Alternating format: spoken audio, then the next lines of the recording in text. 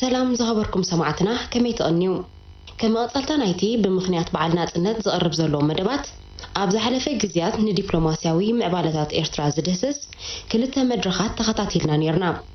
موحس لعلاونتن مخته أنصارنا يهلونا تطابقاتن زخونه سالساي مدرخ كاب 1998 كساب 2010 زدهسس دما كابلومي جميرنا نتهاتاتاري سلسته كفالات كنقربلكم ينا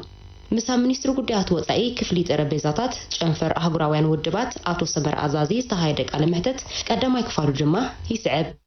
በመጀመርታ ሚኒስትሪ ጉዳያት ወጻኢ ክፍሊ ጠረጴዛታት ጨንፈር አህጉራውያን ውድባት አቶ ሰበር አዛዚ ነዚ ቃለ መህተት እዚ ፈቃደኛ መሃካውን ከመስግነ ካፈቱ በመህናት በዓልና ጽነት ኤርትራ 30 ዓመት ዲፕሎማሲያዊ ምዕባለታት እና ኤርትራ ኢና ከንደስስ ዛብና በጥሓትና ጽና መድረክ ድማ ሳልሳይ መድረክ ካብ 1998 ክሳብ 2018 ዝነበረ ናይ 10 ዓመታት ዲፕሎማሲያዊ ምዕባለታት ኤርትራ ኢና ከንደስስ ክንፈትን በቲ አዳሚት ሕቶና ምስ ንጅምር ካብ 98 ንደስስ ካብ ሃለና ኣብ 98 ብዶብ ዝተሳበበ ኩናት ኤርትራን ኢትዮጵያን ዝተጀመረሉ ዓመት ነይሩ ናብ ዚ ኩናት እዚ ዘብጽሐ ኩነት ከመይ ነይሩ ወይ እንታይም ነይሮም ቲም ፋክተርስ ናብ ዝደብጽሑ ነዚ ኩናት እዚ بسلام المعراف توسده ناي سلام تبوكسوتات محافشة كمين يرو نتز نبر الدبلوماسياوي قولو كنريو إذا عبسي عمتات سنبر حالا يغني لي من البات ناي أسرع عمت قام كتكبر قليل أيقونن أسرع عمت فتان بزيه عب محابتي أزي أقدس مدرخنا إذا حجر زبحاليو كاب شنتشات ميتين تسعين شمنتن كسب كفتشن عناصر شمنتن بزي جمير كيو زلقي بزناي كينات مس إثيوبيا زكاتمه كم دحرة يتخرجون تخينا من البات كلمينا معول خمس صنعوا حد ساميتات نيرو بقوند زي كم دوب تكسرلون دوب تنكي كينات كم زي كل كريونا زخولو مالتي في كينات دوب نير تزخول من كينا دوب خذ زخولو عزيوم سفحت ورارات من تايجيو خدبل تقريبا 5 رتا وحطو مالتي بزخونه ግን ከመናቲ ከም መጀመርና ኩናት ንወስዶ ፍጻመናይ ሽድሽተ ግንቦት 1998 ክልሜ መምጻና አከባብ ዶባት ዝርከቡ ስብናብ ፍላይካ ኣብ ጋሽ ፓርካ ከባድመ ከምኡውን ኣብ ዞባ ሰሜናዊ ባሕሪ ኣብ ዓዲ ምሩክ ዝነብር ህዝብና ብዘይ ፍልጦ ብዘይ ዝኾነ ይኹን ሓበሬታ ካብኡ ብሓይሊ ክፋናቀሉ ይግበር ከም ዝነበረ ክሲካል ማለት እዩ ኣልባት እዚ ጠንቁ እንታይ እዩ ስለምንታይ ከምኡ ተደልዩ ነቲ ናይ ሽዑ ናይ ኢትዮጵያ መሪሕነት ርዱእ ክኸውን ክእል ይኸውን ግን ወገን መንግስቲ ኤርትራ ነቲ ጉዳይ ብህድኣት ንምሓዝ ካብ ክልቲኣቱ ወገናት ዝቆመ ኮሚቴ ተጣይሱ ነይሩ ምናልባት መንጎን እዚ ብቅድሚኡ ክጥቀስ ዝኽእል ኣብቲ ግዜቲ ካርታ ናይ ዓባይ ትግራይ ተባሂሉ ተሓቲሙ ዝተዘርግሐ ነይሩ እዚ ምኽኑ ድዩ ማለት ሕጋዊ መረዳእታ ኣለዎ ድዩ መሰኔት ኣለዎ ድዩ ካልእ እንታይ ንኸውን ክእል ግን እንታይ እዩ ንስዒቡ ዝመፀ ምፍንቃል ናይቲ ህዝቢ ንዓና ንመንግስቲ ኤርትራ ብፍላይ ተሓዲድካ ማለትና ብዘይተደልየ መልክዕ ከይሕዝ ጉዳይ ተባሂሉ ከም ቀዲመ ዝጠቐስኩ ካብ ክልቲኡ ወገናት ዝቆመ ኮሚቴ ነይሩ ግቡእ ስርሑ ክጅምር ኣብ ዝበሃለሉ ዝነበረ ድማ ዘነ ሽዱሽተ ግንቦት ፍጻመ ኣብ ልዕሊ ሓይልታት ምክልኻል ናይ ኤርትራ ሃንደበታዊ መጥቃዕቲ ተፈፂሙ ማለት እዩ ስለምንታይ እዚ መጥቃዕቲ እዚ ስለምንታይ እዚ ነገር እዚ ክተዓበ ተደልዩ ዞን ሕጂ ገና ነቲ ካልእ ወገን ክምልሾ ዘለዎ ኮይኑ በዚ ከየብቅዐ ሶሙን ድሕሪ ዝፍፃመ እዚ ሃገራዊ ባይቶ ናይ ኢትዮጵያ ኣብ ዕለት 13 ግንቦት ብውጅ መንገዲ ኩናት ኣብ ልዕሊ ኤርትራ ዓውጁ ማለት እዩ ስለዚ ነዚ ከም ድሕረ ባይታ እንተሪእናዮ እቶም ብሰላማዊ መንገዲ ንምዕራፍ ነዚ ጉዳይ እዚ ዝተበገበሱ ፈተነታት አንጻር ናይ ከምዛ መሰለ ወታደራዊ ዕንደራ እውን ስለ ዝነበሩ ካብ መጀመርቶም ድርትነት ኩሎም ንቡር ማለት እዩ በቲ ኮይኑ በቲ እቲ ናይ መጀመርያ ፍጻመ እቲ ናይ መጀመርያ ክጥቀስ ዝኽእል ዲፕሎማሲያዊ ተበግሶት በአሜሪካን ሩዋንዳን ዝቀረበ እማመ ሰላም ይነይሩ እማመ ሰላም እዚ ኩነቲ ከም ጽቡቕ ድልየት ወይ ድማ ከም ጽቡቕ ተበግሶ ዝጥቅሶ ኣብ ልዕሊ ኤርትራ ዘይተደልየ ተጽዕኖ ንምፍጣር እውን ዝተፈተነሉ ኣጋጣሚ ነይሩ እዚ ድማ ነቲ ናይ ኢትዮጵያ ኩነታት ከም ሓደ ተኣፋፊ ኩነት ብምርኣይ ንኤርትራ ዝያዳ ሕግታት ክትገብር ዝሓትት ተበግሶ ነይሩ ክበሃል ከኣል በዚ ይኹን በቲ መንግስቲ ኤርትራ ነዚ እውን ከም ብጽቡቕ እንተዘይኮይኑ ብኻልእ ኣይርአዮን ምክንያቱ ብመትከል ግጭታት ብሰላማዊ መንገድን ብሕጋዊ መንገድን ክዓርፉ ካብ ዝብል ተበግሶ ወይ መትከላዊ መርገፂ ማለት እዩ ኣብ መንጎ እዚ ናይ ሩዋንዳን ናይ ኣሜሪካን ተበግሶ ዝበሃል ክሳብቲ ናይ 2000 ዓመተ ምህረት ነቲ ኩናት ብወግዒ ዘዕረፈ ናይ ኣልጀርስ ኣጠቓላሊ ስምምዕ ሰላም ዝተፈላለዩ ፈተነታት ነይሮም እዮም ክበሃል ከኣል እዩ እዚ ግን ኣብ መዕነት ኣይነበሮን ንምንታይ እንተልና ከምዛ ቀዲሙ ክተቕሶ ዝፀንሐኩ ኣብቲ መእተዊ ወታደራዊ እንደራ ናይ መንግስቲ ኢትዮጵያ ከምቲ ዝጠቐስኩ ኮይኑ ደው ዝኸይድ ስለ ዝነበረ ብዘይካ ግዜ ንምዕዳግ እንተዘይኮይኑ ንሰላም ድልየት ክርእዩ ኣይከኣሉን ማለት እዩ ከም ኣብነት ክጥቀስ ዝከኣል ንኣብነት ኣብቲ ናይ 98 ናሽኡ ምሕዳር ናይ ኣሜሪካ ኣብ መንጎ ክልቲኣተን ሃገራት ብኣየር ናይ ዘይምጥቃዕ ስምምዕ ዝተገብረሉ ኤርትራ ኣጠቓላሊ ስምምዕ ሰላም ወይ ድማ ምቁራፅ ተፃዋታት ክትሓትት ከላ ኢትዮጵያ ድልውቲ ኣይኮነትን ኣብዚ ግዜ ዝብል ምክንያት ክትግበር ኣይትኽእለን ማለት እዩ ከምኡ ስለ ዝኾነ ድማ ኣብ 99 እቲ ካልኣይ ወራር ዝበሃል ኢትዮጵያ ኣድላይ ዝበሃል ወታደራዊ ዕጥቅን ናይ ነፈርትን ድሕሪ ምግዛእ እዚ እውን ብኣፍልጦን ብደገፍን ናይቶም ሸምገልቲ ዝበሃሉ እቲ ግዜቲ እናሃለዎም ከሎ ነቲ ካልኣይ ገጽ ናይቲ ኩናት ከፊታቶ ማለት እዩ ብዘይካዚ እውን እቲ ብቴክኒካል ኣሬንጅመንት ዝፍለጥ ዝርዝራዊ ሰነድ ብውድብ ሓድነት ኣፍሪካ ሕብረት ኣፍሪካ ከምኡውን ውድብ ሕብረት ሃገራትን ኣሜሪካን ዝረቐቐ ክልቲኣቶም ወገናት ፈሪሞምሉ ከብቅዑ ነቲ ናይ መጨረሻ ኩናት እውን ነዚ ፈሪማ እናሃለወት እያ ኢትዮጵያ ከፊታቶ ማለት እዩ ስለዚ በዚ መንፅር ክንሪኦም ከለና እቲ ዲፕሎማሲያዊ ተበግሶ ወይ ድማ ናይ ሰላም ተበግሶታት ክሰርሕ ኣይከኣለን ጥራሕ ዘይኮነ ተወሳኺ ወታደራዊ ወራር ንምክያድ ንምድላው እንተዘይኮይኑ ካልእ ብጭቡጥ ከፍርዮ ዝኽእል ነገር ኣይነበረን ምናልባት ኣብ መጨረሻ እቲ ከም ቁራፅ ተፃዋታት ተባሂሉ ኣብ ሰነ ዕለት 18 ዝተፈረመ እውን ቅድሚሶምን ክልቲኦም ወገናት ክፍርምሩ ኣብ ዝተቐረበሉ ግዜ ናይ መጨረሻ ኩናት ከካይድ ብምባል ክትፍርመሉ ድልውቲ ነበረት ንኢትዮጵያ ኣብ ውሽጢ ሶሙን እቲ ክትገብሮ ትደልዮ ዝነበረት ወታደራዊ ወራር ኣካይዳ ፍጹም እቲ ናይ ምባል ዓቕምናታ ብኩለንትኑ ማለት እዩ ምስ ተዳኸመ ኣብ መጨረሻ ነዚ ቁራፅ ተፃዋታት ንብሎ ወይ ድማ ሴሴሽን ኦፍ ሆስቲሊቲስ ዝበሃል ስምምዕ ኣብ መፋረቅ ወርሒ ሰነ ከም ዝፍረም ተገይሩ ማለት እዩ መጨረሻ እቲ ብኣጠቓላሊ ስምምዕ ሰላም ኣልጀርስ ዝበሃል ድማ ኣብ ወርሒ ታሕሳስ ናይ 2000 ዓመተ ምህረት ተፈሪሙ ማለት እዩ ስለዚ እቶም ናይ ሰላም ተበግሶታት ብከምዚ ክንሪኦም ይግባእ ኣንጻር ናይቲ ብኢትዮጵያ ዝግበር ዝነበረ ኣብያ ኣንጻር ናይቶም ከም ሸምገልቲ ዝንቀሳቐሱ ዝነበሩ እሞ ኣብ ልዕሊ ኢትዮጵያ ዘርእይዎ ዝነበሩ ሸለልትነትን ኣብ ልዕሊ ኢትዮጵያ ዘርእይዎ ዝነበሩ ዘይሚዛናዊ ኣተሓሕዛን ብከምዚ ክንሪኦ ንኽእል ማለት እዩ ኣብ ካልኣይ ፍርቂ ናይ ተስዓታት ፈኸም ዝብል ዝነበረ ፍሕፍሓት ኣብ መንጎ ኤርትራን ኢትዮጵያን ኣብ 1998 ናብ ኩናት ድሕሪ ምዕራጉ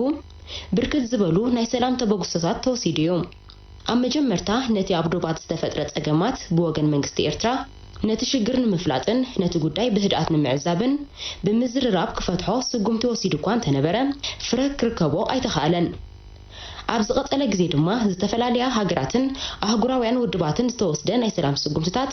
ብመንግስቲ ኢትዮጵያ ምስምሳት እናተፈጥረ ክሰምር ኣይከኣለን። ክሳብ ሕጂ ከምዚ በተደጋጋሚ ንሰምዖ ማለት እዩ ኣብ መንጎ ኤርትራን ኢትዮጵያን ዝነበረ ኩናት ናይ ዶብ ኩናት እናተባህለ እዩ ትግለጽ። ብሓቂ ናይ ዶብ ኩናት ድዩ ነይሩ? ኣብ ዶብ ብዘጋጠመ ምፍሕፍሓት እቶም ኣብ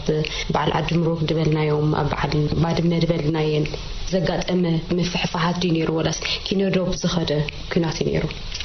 ዶብ ሽግር ክኸውን እዩ ኢልካ ምሕሳብ ማለት ነቲ ኩንነት ወይ ድማ ነቲ ሃዋህው ካልእ ማዕዝን ምትሓዙ እዩ። ዶብ ሽግር ተኮይኑ ከም ተቐዲማ ተቕሶ ፀናሕኩ ካብ ክልቲኣቶም መንግስታት ዝቆመት ሽማግለ ነይራ። ዝኾነ ይኹን ናይ ዶብ ኩን ናይ ካልእ ሕቶታት ኩን ኣብኡ ክምለሽ ምትኻእለ ድሕርቲ ኣብ 91 ማለት እዞም ክልተ መንግስታት ብሓባር ኣንጻር ሓባራዊ ፀላኢ ተቓሊሶም ዝመፅዎ ዶብ ምክንያት ክኸውን ናይ መጨረሻ ኢልና ክንጠቕሶ ንኽእል ማለት እዩ። እዚ ግን ከምቲ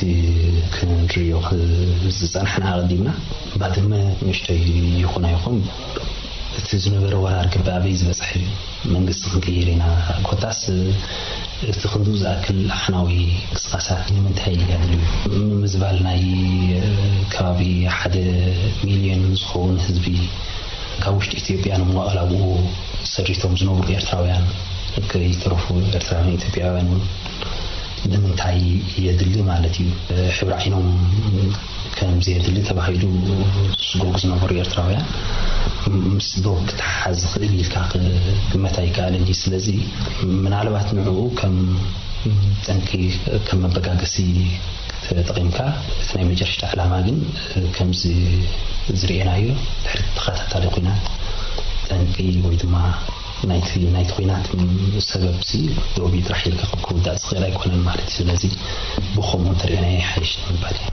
ድሕሪ ኩናት ምቁራጽ ተጻብኦታት ኣብ 2000 ዓመተ ምህረት ድሕሪ ምፍራሙ ብውሳነ ቤት ምክሪ ጸጥታ ውድብ ሕብራት ሃገራት ዓቃብ ሰላም ሰራዊት ኣብ መሬት ኤርትራ ከም ዝዋፈሩ ተገብረ። መስርሕ ብይን ኮሚሽን ደቡን ተጀመረ።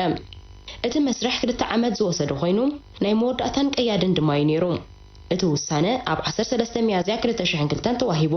መንግስቲ ኤርትራ ነቲ ውሳነ ብዘይ ዝኾነ ቅድመ ኩነትን ዝኾነ ምኽኒትን ተቃውሞን ተቐበሎም።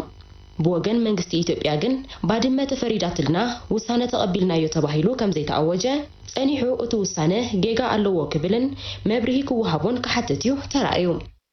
ድሕሪ እዚ ናይ ኩናት ምሰብቅዐን ኣብ 2000 ዓመተ ምህረት ነዚ ስዒቡ ናይ ምውፋር ናይ ዓቃብ ሰላም ሰራዊት ነይሩ። ናይ ብሓቂ ዓቃብ ሰላም ሰራዊት ሰላም ዓቂቡ ድዩ ኣብ ኤርትራ ተርኡ ከመይ ነይሩ? ብድሕሪ እዚ እውን ጉዳይ ዶብ ብሕጋዊ ኣገባብ ንምዕራፉ ዝተወስደ ስጉምታት ነይሩ። ብይን ኮሚሽን ዶብ ብድሆታቱን እንቅፋታቱን ብዝርዝር ክንገልጾ ጽቡቕ። እቲ ኣጠቓላሊ ስምዕ ሰላም ናይ ኣልጀርያ ምስ ተፈረመ ንዑስዒቡ ዝመፀ ነገር እዚ ምውፋር ናይ ዓቃብ ሰላም ንብሎ ብውሳነ ናይ ቤት ምክሪ ጸጥታ ውድብ ሕብራት ሃገራት ዝተገብረ እዩ። ውሳነ 13 ናይ 2000 ዓመተ ምህረት ማለት እዩ። እዚ ድማ ኣስታት 4300 ዝኸውን ቁፅሪ ዓቃብ ሰላም ዝርከቦ ኣብ መንጎ ክልቲኡ ሃገራት ብፍላይ ድማ 25 ኪሎ ሜትር ግዜያዊ ናይ ጸጥታ ዞባ ተባሂሉ ተፈልዩ ዝነበረ ኣብ ሉላዊ ክፍፋል ናይ ኤርትራ እዚ ንኽዋፈር ተገይሩ ማለት እዩ። ብተዛማዲ ነቲ ንጡፍ ኩናት ኣብ መንጎ ክልቲአን ሃገራት ከም ዝቋረፅን ተዛማዲ ሰላም ከም ዝርከብን ተኻኢሉ ማለት እዩ። እቲ ኣብዚ ከም ኣገዳሲ ፍጻመ ክጥቀስ ዝኽእል ግን እቲ ብመሰረት ናይ ስምዕ ኣጀርስ ብቆም ዝነበሩ ኮሚሽን ዶ ካብ ክልቲአተን ሃገራት ብመንገዲ ንሰን ዝወከልኦም ናይ ሕጊ ክኢላታት ሓደ ኮሚሽን ነፃን ዘሻራውን ኮሚሽን ከም ዝቆም ተገይሩ ክልቲአን ሃገራት ድማ እቲ ይብፅሐኒ ዝብልኦ እጀታይ ዝብልኦ ብመንገድን ናብ ኮሚሽን እዚ ከም ዘቕርባ ተገይሩ እቲ ሕጋዊ ክርክር እውን ንክልተ ዓመት ዝኣክል ቀፂሉ ኣብ መጨረሻ ኣብ ሚያዝያ 13 2002 እቲ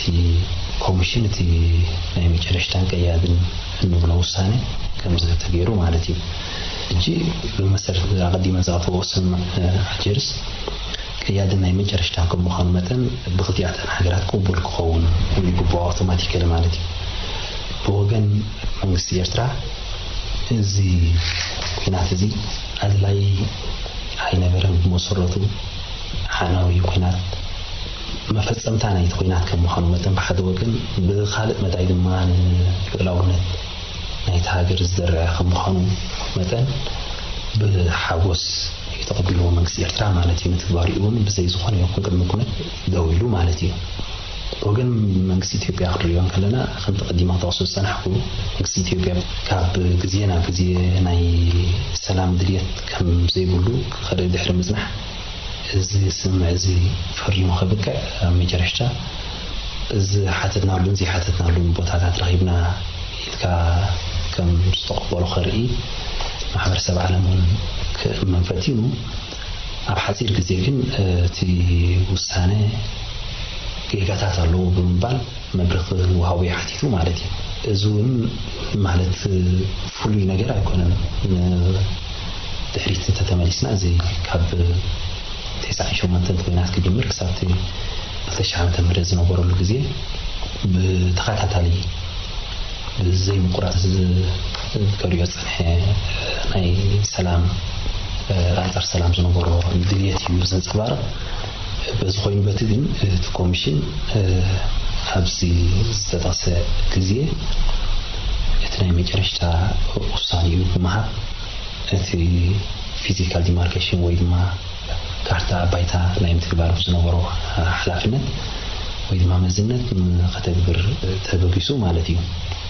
ምናልባት ብድሕሪኡ እንታይ ዝመጽእ ነቲ ኮሚሽን ጥራሕ ዘይኮነን ኩሉ ኣብ እንግሊዝ ዘተወ እቲ ናይ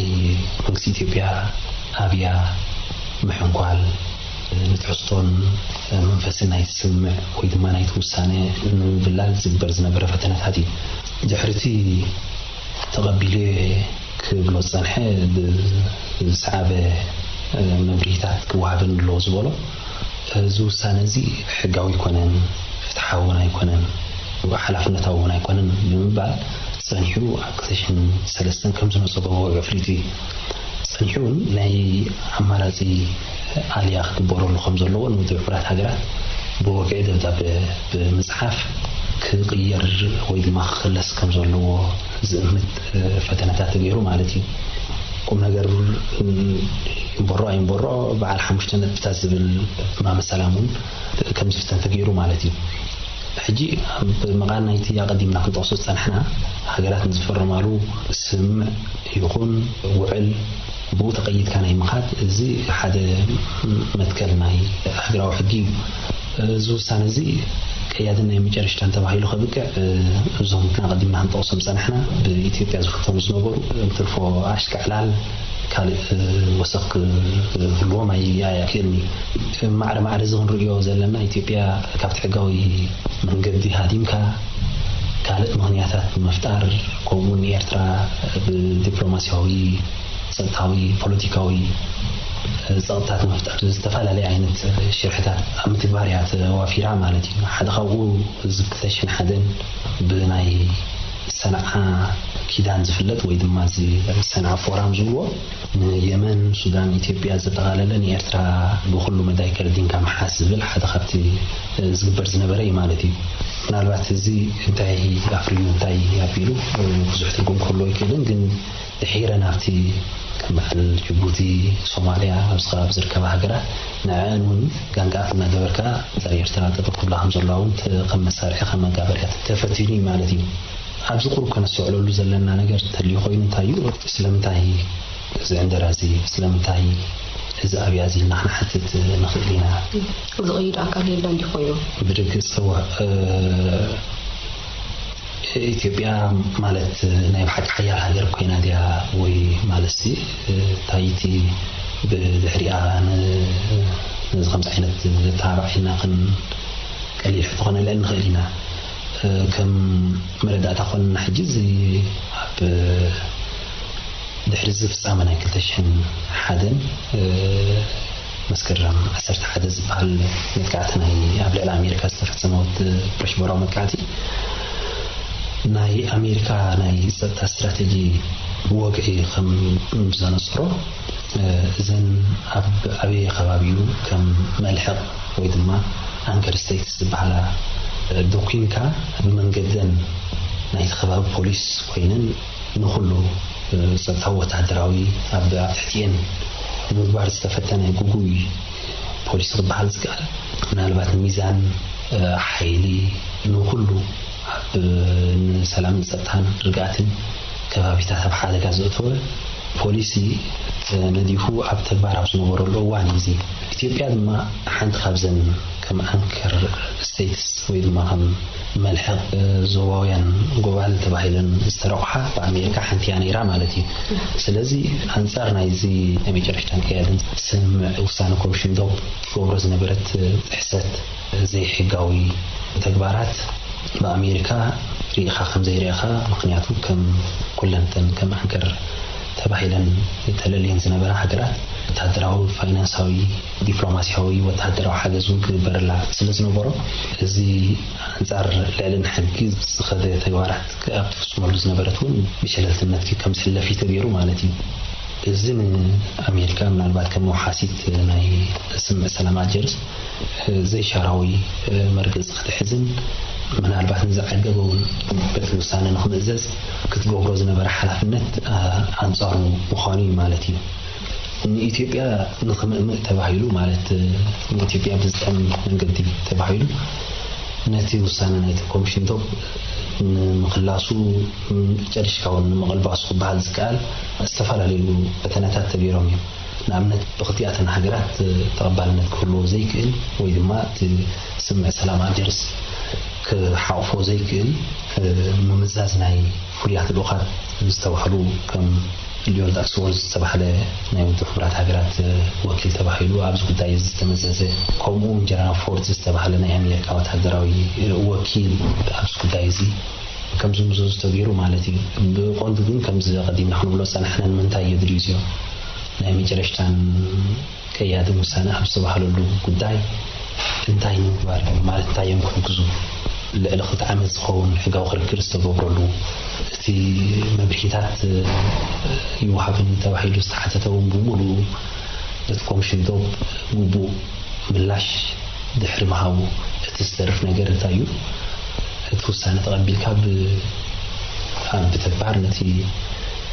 دوبات محتاج يسترف نيرو زيوم كم زي قديم نحن ولا سنحنا نتني نايتيوبيا دليتات من بلا ويدما نتحسطون هايتي وسانا من بلال كابسكا سنوبر انقفاتات تقصي يقولوا مالتي زي كازي بقولوا المنجس أمريكا زبور زنوبر فتناتاتون كنتاكس مخيلينا من البعثة بتحيرو بزوصة حبريتاتات ناشعو أمبسادر ناي أمريكا بدحورات هجرة زنبرة جون بولتون استباله عم زحفوز في روخم نرخبه بحلافيت كوديات أفريقيا بكفلي ستيت ديبارتمنت زنبرت جنداي فريزر توسانة كخلصن بزلوا من قد إثيوبيا طالع لخت كوبولو خمسة تخيلن كم زحفتته عب مزحفو أسفيرون يركب مالتي من البعث تكبراتنا جنداي فريزر بزون تطو زبلا يكون النيرو